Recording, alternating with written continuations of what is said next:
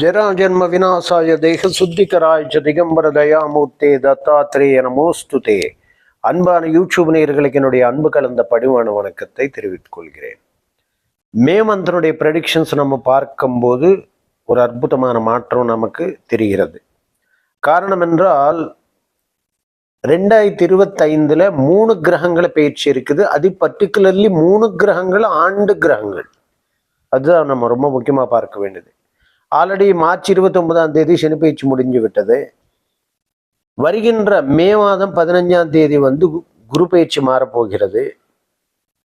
அதே போல 18 ராகு கேது பயிற்சி மாறப்போகிறது. ஸோ இதனோட இம்பாக்ட் தான் டோட்டல் நமக்கு ஏன்னா ஆண்டு கிரகங்கள் அண்ணும்போது இப்போ குரு அண்ணும்போது பர்டிகுலர்லி பொருளாதார விஷயங்கள், ஃபினான்ஷியல் மேட்டர்ஸ், ஒரு உயிர் என்பது, பொன்னும் பொருள் சம்பந்தப்பட்ட விஷயங்கள் எல்லாம் அவர் 1 வருஷம் ஆளுமை கொண்டவராக இருப்பார்.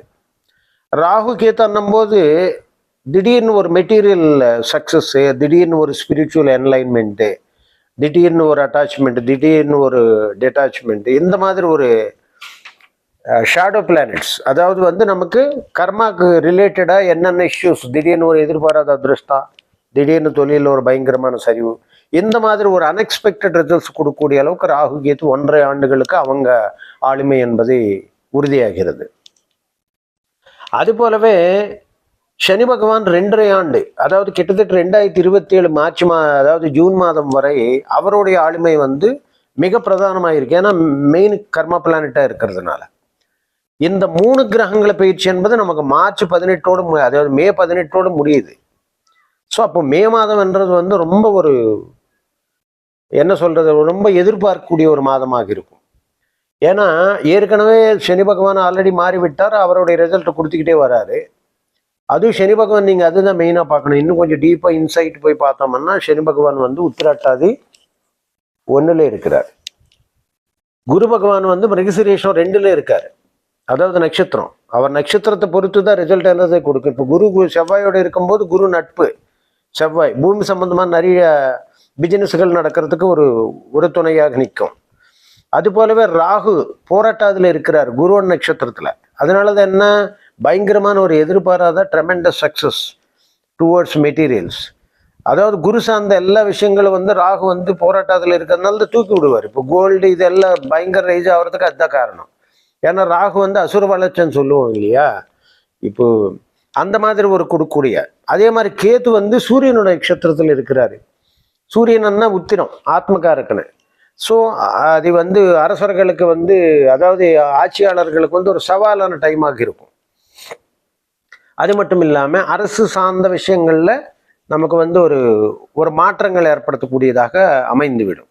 இது கிரகங்களுடைய இந்த 3 கிரகங்களுடைய இம்பாக்ட்ன்றது.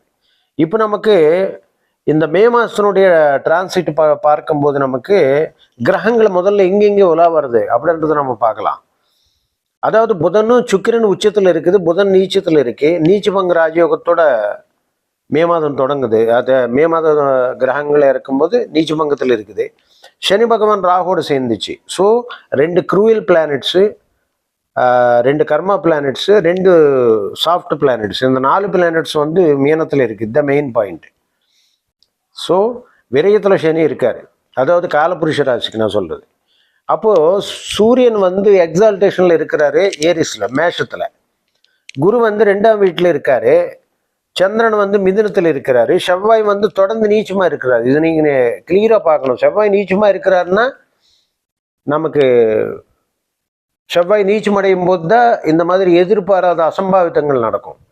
ஏன்னா செவ்வாய் பர்டிகுலர்லி ஒரு எனர்ஜெட்டிக் பிளானெட்டு. செவ்வாய் ஒரு ஆளுமை கொண்டதாக இருக்கும். அப்போ செவ்வாய் நமக்கு நீச்சமடையும் போது நமக்கு ஒரு எதிர்பாராத விபத்துகள், எதிர்பாராத ஆபத்துகள், எதிர்பாராத ஒரு வெடி விபத்துகள், இது போன்ற நிலைகள் எல்லாம் நடக்கும். செவ்வாய் அத்தகையான ஒரு பிளானட் இல்லையா. அதுக்கப்புறம் நம்ம பார்த்தோம்னா கேத்து கன்னியில் இருக்காரு. இது நம்மளுடைய கிரகங்கள் உலா வருகின்ற நிலை. இப்போ 12 ராசிகளுக்கு இந்த ஒரு ராகு கேத்து பயிற்சினால் எத்தகையான இம்பாக்ட், இந்த சனி பயிற்சினால் எத்தகையான இம்பாக்ட், இந்த ராகு கேத்துகள்னால அல்லது குருனால எத்தகையான ஒரு சக்சஸ் என்றது இருக்கும் என்றதை நம்ம பார்க்கலாம். இப்போ மே மந்தனுடைய பலன்கள் நம்ம பார்க்கும்போதே கிரகங்களோட நிலை நம்ம பார்த்துட்டோம். இனி ஒவ்வொரு ராசிக்கு 12 ராசிகளுக்கு எத்தகைய நிலைகளை கொடுக்க போகுது, ஏன்னா என்னென்ன ராசிகள்ல கிரகங்கள் உட்கார்ந்து இருக்கிறது, அதனுடைய நிலை என்ன, அப்படி எல்லாம் ஆராய்ந்து நம்ம ஒவ்வொன்றா பார்க்குறோம். ஸோ தொடர்ந்து அதாவது நம்மளுடைய ஆனந்த துவரக்க சப் சேனல், அதாவது சேனலை வந்து நீங்கள் சப்ஸ்கிரைப் செய்யாமல் இருந்திருந்தா உடனே சப்ஸ்கிரைப் பண்ணிக்கிங்க. உங்களோட சொந்த பந்தங்கள் யாருக்காவது நீங்கள் வந்து இந்த கருத்துக்கள் வந்து கரெக்டாக உங்கள் மனசுக்கு பட்டுச்சுன்னா ஷேர் பண்ணிக்கிங்கோ. பர்சனல் கன்சல்டேஷன் நம்மளுடைய ஃபோன் நம்பர்ஸ் மூலமாக தொடர்ந்து 25 வருஷமாக நம்ம வந்து உலக அளவுலேயே கன்சல்டேஷன் பார்த்துட்ருக்கோம். ஸோ எந்த அளவுக்கு உங்களுக்கு ப்ராப்ளம்ஸ் இருந்தாலும் உங்களுக்கு ஒரு டெஃபினட்டான ஒரு சொல்யூஷன்ஸும் நம்ம பண்ணிகிட்ருக்கோம். அதனால தான் மறக்காமல் நம்மளோட சேனல் சப்ஸ்கிரைப் பண்ணிக்கொண்டு மேற்கொண்டு நீங்கள் தொடர்ந்து ஸ்பிரிச்சுவல் சம்மந்தமாக, ஆஸ்ட்ராலஜி சம்மந்தமாக எந்த டவுட்ஸ் இருந்தாலும் கமெண்ட் பாக்ஸில் போடுங்க. உங்களுடைய பர்சனல் கன்சல்டேஷனுக்கு எங்களுடைய ஃபோன் நம்பர்ஸுக்கு தொடர்பு கொள்ளுங்கள். சரி, நம்ம டைம் வேஸ்ட் பண்ணாமல் வீடியோக்குள்ளே போகலாம். 12 ராசிகளுக்கும் தொடர்ந்து என்ன நடக்க போகுது மே மாதத்தில். ஸோ மே மந்தனுடைய ப்ரெடிக்ஷன்ஸ். மே மாதத்தினுடைய பலன்கள் பார்க்கும்போது மிதுன ராசி அன்பர்களுக்கு, மிதுன லக்னத்தில் பிறந்தவர்களுக்கு பொருந்தக்கூடிய அற்புதமான பலன் இந்த மே மாதத்தில், வருகின்ற மே மாதத்தில் எப்படி நடக்கும். மாத தொடக்கத்திலேயே ராசிநாதன் ஆகிய புத பகவான் வந்து உங்களுக்கு தொழில் ஸ்தானத்தில் 10ஆம் வீட்டில் நீச்சம் அடைந்து உச்ச சுக்கிரனோட இணைந்து நீச்ச பங்க ராஜயோகம் ஏற்படுத்திக்கிறான். இதனுடைய பொருள் என்னன்னா, ஒரு மனிதனுக்கு வந்து கோச்சார ரீதியாக நீச்ச பங்க ராஜயோகம் வருதென்றால் ஒரு நீச்ச நிலைக்கு போய் உச்ச நிலைக்கு வருவான். அதுதான் நீச்ச பங்க ராஜயோகம். அதாவது வந்து ஒரு தொழில், ஒரு மிகப்பெரிய ஒரு தொழில் கைக்கு வந்து எட்டுற மாதிரி வந்து மிஸ் ஆகிடும் இல்லையா, அது திருப்பி மிஸ் ஆனதை தேடி வந்து முடிப்பார். கைவிட்டு போன தொழில்களை தேடி வரும். நம்ம பணம் போயிட்டு இனி வராதன்னு நினச்சி பணம் தேடி வரும். இந்த சொத்து அவ்வளோதான் இனி முடிஞ்சு போயிடுச்சேன்னு நினச்ச சொத்து திருப்பி வரும். அந்த மாதிரி எது உங்களை வந்து உங்கள் மனதளவில் பாதிப்பு கொடுத்துருக்குதோ, ஒரு தாழ்வு நிலைக்கு போயிருக்குதோ, அது மேற்கொண்டு உயிர்நிலை அடையிறது என்பது தான் நீச்சபங்க ராஜயோகம் கோச்சார ரீதியாக. அப்போ 10ஆம் வீடு பிரமாதமாக இருக்குது. எல்லாம் நம்ம இந்த போன மாதம் நமக்கு நடக்காதது, அதுக்கு முந்தைய மாதங்களில் நம்ம முயற்சி பண்ணி பாதியில் விட்டு போனது, ஒரு லோனுக்காக ட்ரை பண்ணது, இந்த மாதிரி எண்ணற்ற ஒரு பாக்கியான வேலைகள் முடிக்க முடியாமல் இருந்து போயிடுச்சு. அதெல்லாம் மே மாதத்தில் முடிக்கக்கூடிய ஒரு அற்புதமான நிலை வந்து மிதுனராசி அன்பர்களுக்கு ஏற்பட போகிறது. தனாதிபதி வந்து 12ல் விரயம், தனாதிபதி வந்து ராசிலே இருக்கார். அவர் 2 நாட்களுக்கு ஒரு தரம் மாறிக்கிட்டே இருக்கார், வளர்பிறை தேர்பிறை. அதனால தான் அவர் மனசுக்கு அதிபதி. ஏன்னா ஒரு மனிதன் வந்து ஒரு நிலையான புத்தி இல்லாமல் இருக்கிறதுக்காக பகவான் படைப்பில் வந்தது தான் இந்த தேய்பிறை வளர்பிறை என்றது. கிரகங்கள்லேயே அதி கம்மியான டைம் எடுக்கிறது சந்திரன். 2 நாட்களுக்கு ஒரு தடவை ராசி மாறிக்கிட்டே இருப்பார். எதுக்கு ராசி மாறிக்கிட்டே இருக்கணும்னா உலகம் மாற்றத்துக்கு உட்பட்டதுன்னு உணர்த்துறதுக்காக. அதனால தான் வளர்பிறை தேய்பிறை பகவானுடைய படைப்பில் வந்திருக்கு. ஸோ சந்திரமா மானசோ ஜாதகா அப்படின்னு சொல்லியிருக்கா. அதாவது மனசுக்கு அதிபதி சந்திரனால மனசு மாறிக்கிட்டே இருக்கும் இல்லையா, அதனால தான் சந்திரனை வந்து மனசுக்கு அதிபதி. அவர் 2 நாட்களுக்கு ஒரு தடவை மாறிட்டே இருப்பார். ஸோ அது ஒன்று. தனபாவத்தில் 2ஆம் வீட்டில் குடும்பஸ்தானத்தில் செவ்வாய் நீச்சம். செவ்வாய் நீச்சம் அடைகிறான்னு, செவ்வாய்ன்னா ஒரு போர் கிரகம், சண்டை கிரகம். குடும்பத்தில் நிறைய சண்டைகள் வந்துக்கிட்டே இருக்கும். மிதுனராசி அன்பர்களுக்கு உடன்பிறப்புகளால் சண்டை, அண்ணன் தம்பிகளால் சண்டை. செவ்வாய்ன்னா நத்திங் பட் பிளட் ரிலேஷன்ஸ் மூலமாக சண்டைகள் வந்துக்கிட்டே இருக்கும். அப்படி இல்லை, நாங்கள் நல்லா இருக்கிறோம்னு நினச்சிட்டா இவர் ஏதோ ஒன்று பேசிடுவார். வாக்ஸ்தானத்தில் இருக்குது இல்லையா, நீச்சமடைந்து ஏதோ ஒரு திடீர்னு ஒரு சம்மந்தம் இல்லாத பேச்சு அந்த சண்டைக்கு வந்து ஊக்குவிப்பார். அப்போ குடும்பத்தில் வந்து ஏதோ ஒரு சம்மந்தம் இல்லாத சண்டை ஸ்டார்ட் ஆகி அது எங்கே கொண்டு போய் விட்டுரும். அந்த மாதிரி. அதாவது இப்போ நீங்கள் நிறைய பேர் சுவாமிஜி கிட்ட சொல்லும் போது சொல்லுவாங்க, அதாவது வந்து நான் ஒன்றும் சொல்லலைங்க, சண்டை எப்படி ஆரம்பமாயிடுச்சேன்னா அது வந்து அந்த அம்மா ஒரு குழம்பு செஞ்சிடும். அந்த குழம்பு நல்லா இருக்குமான்னு இவர்னு கேட்பாங்க. இவர் வந்து நல்லா இருக்குதுன்னு சொல்லிட்டு அந்த பிரச்சனை சால்வ் ஆயிடுச்சு. இவர் ரொம்ப நாளில் இந்த அம்மா ஏதோ ஒன்று பழி வாங்கணும்னு ஏதோ ஒன்று மனசில் இருந்திருக்கும். அப்போ அவர் என்ன பண்ணுவார், ஓ மூஞ்சி மாதிரி இருக்குது அப்படின்னுவார். அதாவது நல்லா இருக்குதோ நல்ல இல்லையோ, இல்லை உப்பு கம்மியாச்சு ஜாஸ்தி ஆயிடுச்சு ஏதோ ஒன்று சொல்லிட்டு தப்பிச்சுக்குவாங்க. இவர் என்ன பண்ணுவார், அந்த நேரத்தில் அந்த கிரகம் என்ன பண்ணும், இது உன் மூஞ்சி மாதிரி இருக்குதுன்னா என் மூஞ்சிக்கு என்ன கம்மி, என்ன நீங்கள் பாதி தானே கல்யாணம் பண்ணிக்கின்னு அப்படி ஸ்டார்ட் ஆகி அது டைவர்ஸ் வரைக்கும் கொண்டு போகும். அந்த மாதிரி எல்லாம் அதுக்கு தான் வாக்ஸ்தானமே. அதாவது வாக்ஸ்தானம் என்பது வாக்குனால் உண்டாகக்கூடிய வினைகள். அப்புறம் 3 கூடிய முயற்சி ஸ்தானத்தில் முயற்சி ஸ்தானாதிபதி சூரியன் 11ஆம் இடத்துல உச்சத்தில் இருக்கிறார். ஸோ நீங்கள் எடுக்க முயற்சிகள் துணிச்சலாக எதில் இறங்கினாலும் தரமான சம்பவங்கள் தான் நடக்கும் உங்களுக்கு. இது அரசு சார்ந்த தொழிலில் உள்ளவங்களுக்கு, அரசாங்க உத்தியோகத்தில் உள்ளவங்களுக்கு, அதாவது ஒரு அரசாங்க பதவிகளில் இருக்கிறவங்களுக்கு மிகப்பெரிய உன்னதமான நிலை. ஏப்ரல் மாதம் வருதுன்னாவே சூரியன் உச்சத்துக்கு போயிடுவார் இல்லையா, புத்தாண்டிலேருந்து அடுத்து 15ஆம் தேதி வரை. அதனால தான் சூரியன் உச்சத்தில் இருக்கும்போது 3 கூடிய துணிச்சலாக இறங்கி எதையும் அவங்களுக்கு ஒரு அதிருஷ்டமான பதவிகளை தேடி வர்றது, நிறைய மாற்றங்கள் உண்டாக்குறது, அரசு சார்ந்த தொழில்களில் திடீர்னு ஒரு உயிர் என்பது, இது போன்ற நல்ல நிலைகளை வெற்றி கொடுக்கக்கூடிய அளவுக்கு நல்ல நிலை என்பது ஏற்படும்.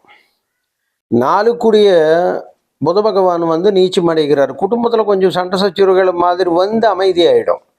கல்வியில் சின்ன தடை வந்த மாதிரி, எதிர்பார்த்த மாதிரி ஒரு எஜுகேஷன் கிடைக்கலையே, ஒரு சீட்டு கிடைக்கலையே அப்படின்னு நினச்சிட்டு திடீர்னு மறுபடியும் அந்த அந்த வேண்டாம்னு அது எடுக்காத இடத்துலையே மறுபடியும் திருப்பி கூப்பிடுவாங்க.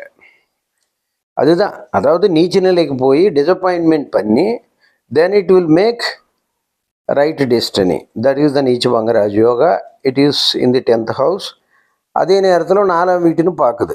பட் 4ல் கேத்து இருக்கிறார். கேத்து இருந்தால் என்ன, பாம்பு கிரகம் இல்லையா, குடும்பத்தில் நிம்மதி இருக்காது. அதுதான் உண்மை. 4ல் கேத்து இருக்கிறதுனால தான் அம்மாவோட கருத்து வேறுபாடு, இந்த மாதிரி பல தொல்லைகளை கொடுக்கறதுக்கு வாய்ப்பு. 5 கூடி சுக்கிரன் உச்சம். பிள்ளைகள் நல்ல உயர்வான நிலைக்கு வருவார்கள் இந்த மாதத்தில். அவங்க நினச்ச எண்ணங்கள் ஈடேறும். எங்கே போனாலும் அவங்களுக்கு படிப்புக்காக, உத்தியோகத்துக்காக என்னென்ன கோர்ஸ் விரும்புகிறாங்களோ அந்தந்த கோர்ஸ் அவங்களுக்கு அந்தந்த நேரத்துக்கு தேடி வரக்கூடிய அற்புதமான நிலை. 6 கூடி செவ்வாய் கடும் பாவி. 6 கூடி செவ்வாய் என்ன ஆச்சு, நீச்சம் அடைச்சு. நீச்சம் அடைவது ரொம்ப நல்லது. 6ஆம் இடம் வலுவடையக்கூடாது. 6ஆம் இடம் வலுவடையுது என்றால் நோய்கள், அதாவது வலுவிழந்திருக்கணும். வலுவடைந்தால் நோய்கள் அதிகமாகவும், எதிர்கள் அதிகமாகவும், கடன்கள் அதிகமாகவும், வாழ்க்கையை புரட்டி போட்டிடும். ஆக 6ஆம் இடம் வலு இழக்கணும். நீச்சம் அடைந்திருக்கிறாரு, எதிர்கள் அடங்கிடுவான். பூமி சம்பந்தமான கேஸுகளில் ஒரு நல்ல தீர்ப்புன்றது ஏற்படும். ஏன்னா வாக்ஸ்தானத்தில் இருக்குது. திடீர்னு கோர்ட்லேருந்து ஒரு ஜட்ஜ்மெண்ட். 7th ஹவுஸ் குரு பகவான் எங்கே இருக்கிறான்னா விரயத்தில் இருக்கிறார்.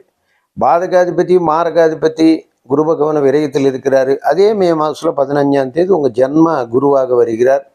ரொம்ப நல்லது. ஜென்மகுரு கொஞ்சம் சஞ்சலத்தை, மனசஞ்சலத்தை கொடுப்பார் நிச்சயமாக.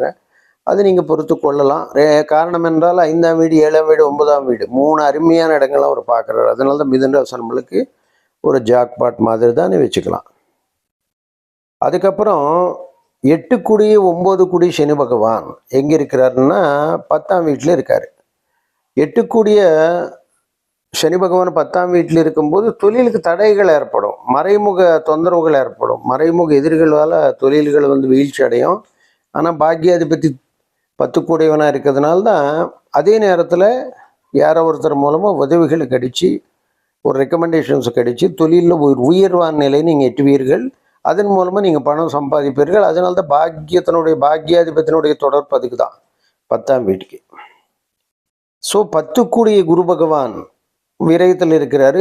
தொழில் வெளியூர், வெளி மாநிலம், வெளிநாடுகள், வெளியிலேருந்து பணம் வரும். அந்த மாதிரி நிலைகள் எல்லாம் நமக்கு உண்டாகக்கூடிய ஒரு அற்புதமான நிலை என்பது நமக்கு நிச்சயமாக இருக்கிறது. ஸோ ஒரு அதிருஷ்டமான அமைப்பினை சொல்லலாம். 11 கூடிய செவ்வாய் நீச்சம் அடைந்திருக்குது. தொழில் கொடுக்கல் வாங்கலோ ஜாகிரதை இருக்கணுங்க. 11ஆம் இடம் நீச்சம் அடையும் போது பெரிய லாபம், பெருத்த லாபம் எதிர்பார்த்து இருக்கிறது பணம் தொலைச்சிடுவாங்க. ஷேர் மார்க்கெட் திடீர்னு இறங்கி போச்சு பாருங்க. நிறைய பேருக்கு இந்த கான்செப்ட் தான். அதாவது நீங்கள் அதாவது அமெரிக்கா பிரசிடென்ட் டொனால்ட் ட்ரம்ப்னு நினச்சிக்கிட்டாலும் அவர் ஜாதகத்தில் இந்த குழப்பம் இருக்குது. அவர் ஜாதகம் நான் உங்களுக்கு சொல்கிறேன். அந்த ஜாதகத்தில் குழப்பத்தினால்தான் உலகத்துக்கே வந்து ஒரு ஒரு ஒரு எதிர்ப்பான விளைவுகள் உண்டாக்கக்கூடிய நிலை என்பது அவர் ஜாதகத்தில் அந்த பகை கிரகங்களுடைய இது இருக்குது, ஏஸ்பெக்ட் இருக்குது. அதன் காரணமாக அவர் எது சொன்னாலும் கருத்து வேறே விதமாக போயிடும். அந்த மாதிரி ஒன்று. அப்புறம் மறுபடியும் பின்னு வாங்குறது. காரணம் அவர் பியூர் ஜெமினி இல்லையா, 15 ஜூனில் பிறக்கிறாரு, பியூர் ஜெமினி. அதனால தான் வந்து டிப்பிக்கல் ஜெமினின்னு சொல்லுவோம். அந்த ஜெமினி கேரக்டர்ஸ் அப்படியே 90%. ஏன்னா அவங்க எல்லாம் சன் சயின்ஸ் தானே பார்ப்பாங்க, நாம தான் மூன் சயின்ஸ் பார்ப்போம். சன் சயின்ஸ் மூன் சயின்ஸ் ரெண்டும் பார்க்கணும். காரணம் என்றால் சன் சைன்ன்றது வந்து சூரியன் வச்சு பார்க்கறது. மேல் நாடுகள் எல்லாம் வெஸ்டர்ன் கண்ட்ரிஸ் எல்லாம் சன் சயின்ஸ் பார்ப்பாங்க. அதே மாதிரி இந்தியாவில் வந்து நாம் அது லக்னமாக எடுத்துக்கிட்டு அதுக்கப்புறம் வந்து சந்திரனை கடக்கிறது பாதை வச்சு, ஏன்னா சந்திரனை கடக்கிறது பாதை உண்மையானது. ஏன்னா 30 நாள் சந்திரன் இருப்பார். அவங்களுக்கு சந்திரன் கணக்கில் வராது, சன் ஒருத்தன் தான் வச்சுக்குவார். ஆனால் பட் அது வந்து முழுமையடையாது. ஆனால் வெளிநாட்டில் அவங்கள சிம்பிளாக அந்த மாதிரி ஒரு ஆஸ்ட்ராலஜி, அவங்க ஒரு சன்சைனுன்னா அந்த டேட்ஸ்குள்ளே வித்தின் த டேட்ஸில் வந்து சன்சைன்னு பார்த்துக்குவாங்க. அந்த பக்கத்து டேட்டில் இருக்கும்போது அது கஸ்ப் அப்படின்னு சொல்லுவாங்க. அந்த கஸ்ப் மூலமாக அவங்க ரிசல்ட்ஸ் பார்ப்பாங்க. பட் அது வந்து 70-60% தான் ரிசல்ட்ஸ் கொடுக்கும். But where's lagna ascendant and as well as moon sign நீங்கள் பார்க்கும்போது 100% ரிசல்ட்ஸ் வந்து பர்ஃபெக்டாக இருக்க முடியும். காரணம் நம்ம வேதத்தில், அதர்வண வேதத்தில், ஜோதிடத்தில், வேத அங்கத்தில் அப்படி தான் சொல்லப்பட்டிருக்குது. So that is one way. அப்போ என்ன ஆகிடுதுன்னா, இப்போ நமக்கு 11th லார்டு அதை நீச்சமடைகிறதுனால திடீர்னு எதிர்பாராத நஷ்டம் ஏற்படும். அப்புறம் 12ஆம் வீட்டில் நமக்கு வந்து குரு வந்திருக்கிறாரு. அது நமக்கு ஒரு விதமான நன்மைகள் தரக்கூடியதாக இருக்கும். 15ஆம் தேதி ஜென்ம குரு வர்றாரு. ஆக மிதுன ராசி அன்பளுக்கு மிகப்பெரிய ஆஸ்பெக்ட் என்ன, வாக்கு விஷயத்தில் கவனமாக இருக்க வேண்டும். காரணம் வாக்கு ஸ்தானத்தில் செவ்வாய் நீச்சம், 7க்குடையவன் ஜென்மத்தில் இருக்கிறான். அதனால தான் மனைவி சம்பந்தமான சொத்துகள் பணம் தேடி வர்றதுக்கு வாய்ப்பு அதிகம். தொழில் ஸ்தானாதிபதி ஜென்மத்தில் இருக்கிறா, நீங்கள் போகிற இடத்துல தொழில் தானாக உருவாகி தொழில் நல்ல முன்னேற்றம் ஏற்படும். 7க்குடையவனை 10க்குடையவனை உங்களுக்கு வந்து குருவாக வர்றதுனால பார்ட்னர்ஷிப்ஸ் கூடவே இருப்பாங்க, சொந்த பந்தத்தில் கூட வரலாம். அதனால தான் எல்லா வகையான நன்மைகள் வந்து காத்திருக்கிறது. ஆக 2 பேச்சுகள் மாற போகிறதுனால மிதுன ராசி நம்மளுக்கு ஜென்ம குருவாக இருந்த போதிலும் நமக்கு மிகுந்த நன்மைகள் அள்ளித்தரக்கூடிய மாதமாக மே மாதம் அமையப்போகிறது. சர்வேஜனா சுகினோ பவ சுகி பவ.